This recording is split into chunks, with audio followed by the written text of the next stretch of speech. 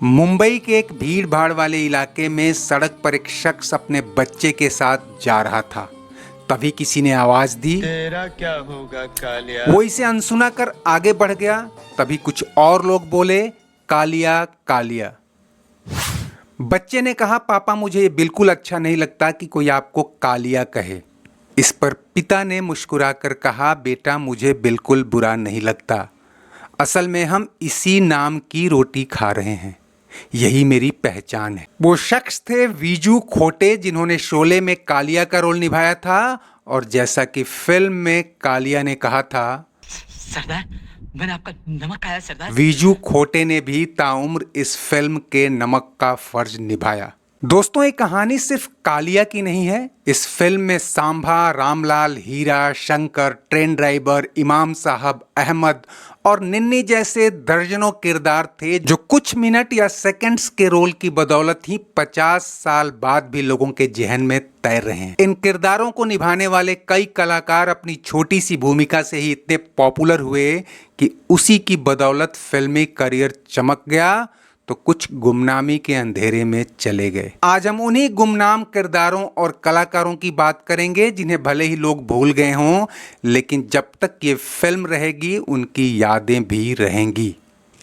कई किरदार तो पर्दे पर ही नहीं आए, लेकिन उनका नाम अमर हो गया। इनमें से एक नाम था गब्बर सिंह के पिता का, जिसके बारे में हम बाद में बताएंगे। पहले मिलिए कुछ छोटे लेकिन खास किरदारों से। फिल्म में गब्बर के गुस्से का पहला शिकार होने वाले उसके अपने आदमी का यह रोल किया था मेजर आनंद ने। आनंद आर्मी की नौकरी छोड़ फिल्मों में आए थे। अंधेरा और संजय खान के फिल्म सोना चांदी सहित करीब 35 फिल्मों में आगे चलकर काम किया, लेकिन बड़ी पहचान नहीं मिल पाई। इस कलाकार का नाम था बिहारी। शोले के अलावा डॉन, गंगा जमुना में पहचान मिली और आगे करीब 2 दर्जन फिल्मों में छोटे मोटे रोल किए। फिल्म के शुरू में ठाकुर से मिलने आए इस पुलिस अधिकारी का रोल किया था विकास आनंद ने, जो आगे चलकर करीब 300 फिल्मों और टीवी सीरियल्स में नजर आए। सबसे एक्शन वाले ट्रेन रॉबरी सीन में इस ट्रेन ड्राइवर को तो आप नहीं भूले होंगे। इस एक्टर का नाम है मुश्ताक मर्चेंट। शोले में इन्होंने 2 रोल किए थे, एक तो ये ड्राइवर वाला और दूसरा जय वीरू, जिसकी मोटरसाइकिल चुरा कर भागते हैं, उसका रोल। लेकिन वो सीन बाद में काट दिया गया था। मुश्ताक ने 2 फिल्मों में स्क्रिप्ट राइटिंग भी की थी और सीता और गीता, जवानी दीवानी, 50-50 जैसी कई हिट फिल्मों में छोटे मोटे रोल किए। अंग्रेजों के जमाने के जेलर को तो आप पहचानते ही हैं, इसलिए इन पर ज़्यादा बात नहीं करेंगे। लेकिन 350 फिल्मों में कॉमेडी से लोगों को अपना मुरीद बनाने के बावजूद आज भी असरानी इसी रोल के लिए जाने जाते हैं। हरिराम नाई कोई और नहीं बल्कि केस्टो मुखर्जी हैं, जो हमेशा पीकर टुल्ल रहने वाले किरदारों के लिए जाने जाते थे। इस एक्टर का नाम है राज किशोर। हालांकि रोल ऐसा था कि आगे भी इसी तरह के रोल ऑफर हुए, लेकिन फिर भी दर्जनों फिल्मों में अलग अलग रोल भी किए। अब इस आधी मूंछ वाले किरदार को देखिए। इस एक शॉट के लिए जिस कलाकार को कास्ट किया गया था उसका नाम है बीरबल। अपने दौर के नामी कॉमेडियन रहे हैं। जेल से निकलते ही जय वीरू जिस सूरमा भोपाली से मिलते हैं, उस जगदीप को भी आजीवन इसी नाम से पहचाना गया।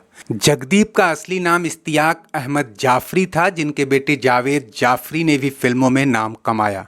सिप्पी ने कैरेक्टर रोल वाले उस दौर के लगभग सभी सीनियर एक्टर्स को किसी न किसी रोल में कास्ट किया था, चाहे वो ठाकुर बलदेव सिंह के समधी यानी राधा के पिता के रोल वाले इफ्तिखार हों या फिर बसंती की मौसी यानी लीला मिश्रा। इफ्तिखार ने ज्यादातर फिल्मों में पुलिस ऑफिसर की भूमिका की है, जिनमें डॉन से उन्हें ज्यादा ख्याति मिली, और लीला मिश्रा ने भी 300 से ज्यादा फिल्मों में अपना हुनर दिखाया है। यही हाल इस इंस्पेक्टर यानी ओम शिवपुरी का भी रहा, जो आखिरकार गब्बर सिंह को गिरफ्तार करता है।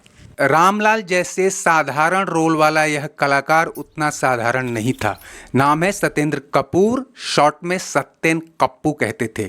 दीवार में अमिताभ के बाप के रोल से पहचान मिली, लेकिन शोले के बाद काम और नाम खूब कमाया। दोस्तों, शोले के इमाम साहब के रोल वाले ए.के. हंगल को कौन नहीं जानता। पहले भी कई बड़े रोल कर चुके थे, लेकिन इस किरदार ने इन्हें गंभीर बुजुर्ग के दर्जनों बड़े रोल और सैकड़ों फिल्में दिलाईं, लेकिन ताउम्र इसी सीन से पहचाने गए। इनके बेटे अहमद का रोल भी अहम था, जिसे निभाया था सचिन पिलगांवकर ने।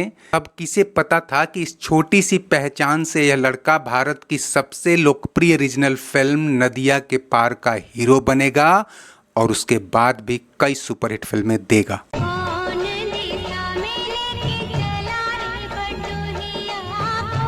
एक कलाकार का विशेष तौर पर जिक्र करना चाहूंगा दोस्तों, सांभा। अरे ओ सांभा, उठा तो जरा बंदूक। पूरी फिल्म में सिर्फ 2 बार संवाद के साथ दिखता है। एक बार गब्बर को उसके ऊपर रखे इनाम की राशि बताने के लिए और दूसरी बार वीरू पर निशाना साधने के लिए। लेकिन चंद मिनटों के इस रोल ने मैकमोहन को इतना पॉपुलर कर दिया कि लोग उनका असली नाम भूल गए। आगे चलकर 100 से ज्यादा फिल्मों में विलन बने, लेकिन पहचान एक ही रही।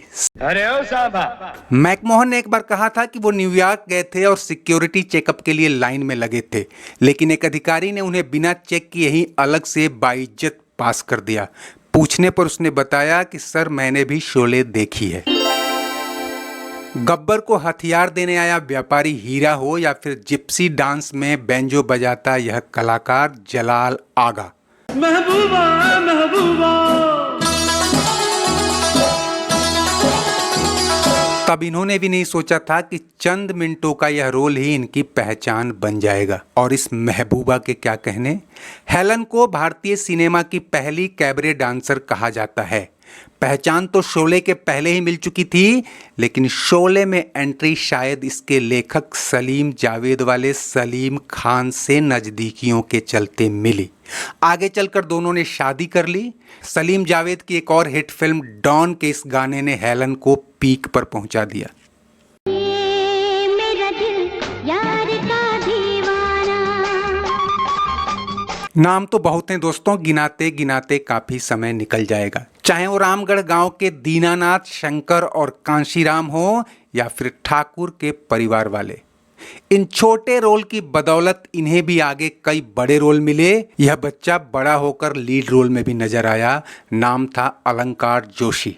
खैर, हम लौटते हैं कुछ ऐसे नामों पर जो गुमनाम होकर भी नाम कमा गए। आपसे कोई पूछे कि गब्बर के बाप का क्या नाम था, तो आप कहेंगे कि वो तो फिल्म में दिखा ही नहीं था। लेकिन दुनिया जानती है कि गब्बर सिंह के बाप का नाम हरि सिंह था। ये पता चला इस सीन से।